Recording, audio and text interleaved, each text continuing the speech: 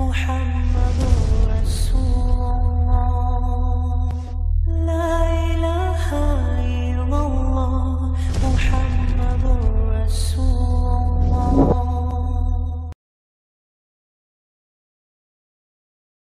আমাদের কোনো ভাই মক্কা এবং মদিনার দুই মসজিদে এবং সৌদি আরবের দুটি মসজিদ ছাড়াও আরও বড় বড় মসজিদে ইবনে আব্বাস, তায়েফে আরও বিভিন্ন মসজিদে 20 রাকাত তারাবি পড়া হয়। এটাকে অনেক সময় তারাবি 20 রাকাত সুন্নত কথা বলার পরে আহলে হাদিস ভাইদের কাছে অনেক সময় এই কথাটাও অনেকে তুলে ধরেন দুইটা কারণে। একটা হলো আমাদের আহলে হাদিস ভাইরা এদেশের মানুষদেরকে বিভ্রান্ত করার জন্য এই অজুহাতটা নেয় যে সৌদি আরবের আলেমরা যেটা সুন্নাহ কোরআন সুন্নাহ অনুসারে চলে, ওই দেশে কোরআন নাজিল হয়েছে। তো আমাদের ভাইরা বলতে চান যে দেখো ওখানে তো তারাবি তো 20 রাকাত, তোমরা এটা মানো না কেন, এটার বিরোধিতা করো কেন।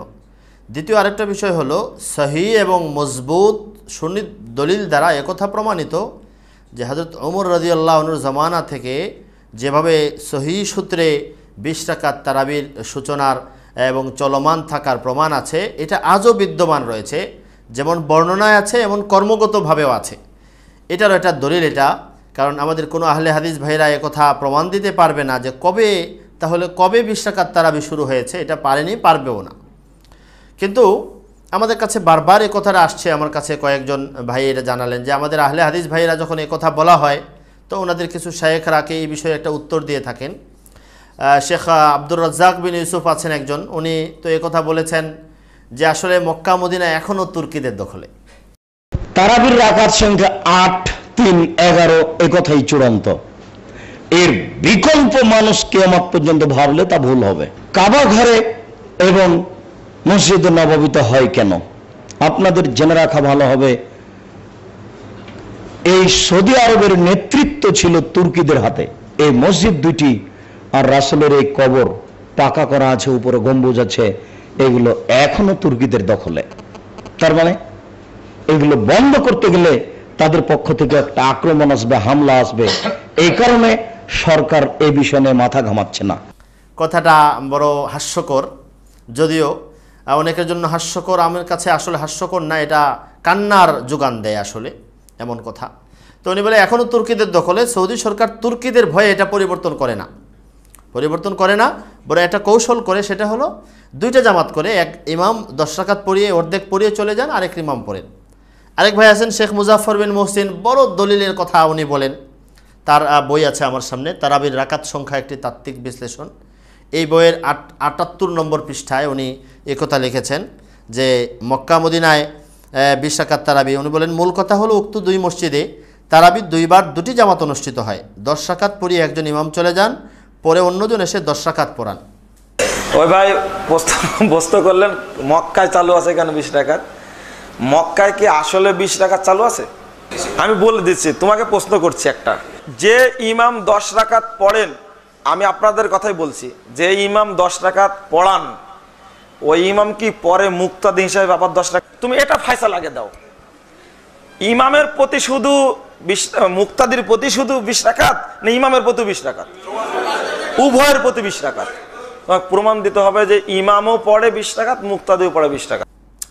তো ওই ব্যাখ্যা উনি বললেন, ওনার বলার উদ্দেশ্য হলো মুজাফফর বিন মুহসিন বলেছেন যাতে দ্বিতীয় জামাত হয়, এই জন্য যারা প্রথম জামাতে শরিক হইতে পারে না তারা দ্বিতীয় জামাতে শরিক হইতে পারে। উনি আরেকটা বললেন, এরকম একজন বলেন যে মক্কা মদিনা পর্যটন কেন্দ্র, এখানে বিভিন্ন দেশের মানুষ আসে, তো এই জন্য 20 রাকাত তারাবি পড়া হয়। একজন এক ব্যাখ্যা করেন। আমি আশ্চর্য হলাম এবং এই শুনে বড় হাসি পাইল, বড় দুঃখ পাইল, মনে অনেক লাগলো, ব্যথা লাগলো। এবং আমি বলে আসলে হাসি আসে আবার কান্নাও আসে যে এদেরকেও মানুষ এদের কথা অনুসরণ করে। একজন মানুষ এটা জিজ্ঞেস করে না যে আপনি যে বলছেন তারাবি 8 রাকাত, 2 ইমাম পড়ায়, এক ইমাম তো 10 রাকাত পড়ায়, 10 রাকাত পড়িয়ে 2 জামাত হলেও তো 10 রাকাত হলো তারাবি, 8 রাকাত তো হলো না। মুজাফফর সাহেব লিখেছেন যে 10 রাকাত, মুসলিম শরীফে বর্ণনা অনুযায়ী তারাবি 10 রাকাত। তো তারাবি তো 10 রাকাত আপনারা বলেন না, বলেন 8 রাকাত। এই বইয়ের নামই আছে তারাবি রাকাত সংখ্যা 8 না 20। তো আপনি বলছেন মুসলিম শরীফের বর্ণনায় অনুসারে 10 রাকাত হলো, তো তারাবি বলেন 10 রাকাত তারাবি আছে, একথা তো বলেন না। আশ্চর্য, একথা কেউ জিজ্ঞেস করে না। দ্বিতীয়ত তো তারাবির 2 জামাত হলো, ভিতরেও তো 1 জামাত।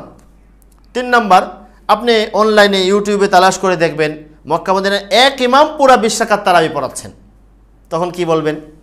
এটা কেউ খুঁজে দেখে না, তাদের অন্ধ অনুসরণ করে, বলে আমরা আহলে হাদিস, কিন্তু করে অন্ধ তাকলিদ, অন্ধ অনুসরণে একটা বলে দিয়েছে, এমন মূর্খতাপূর্ণ কথা।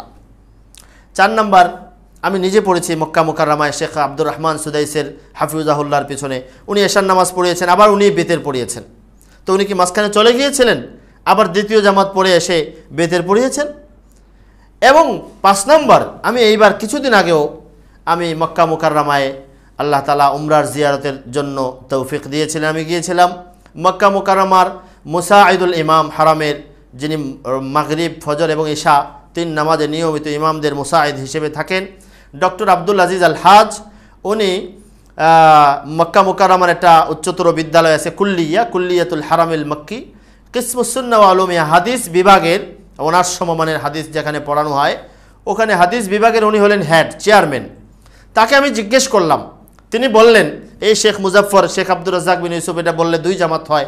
উনি তো সবসময় থাকেন, ওনাকে জিজ্ঞেস করলাম, উনি বললেন হাদা তাহাক্কুম, হাদিস জাহালা।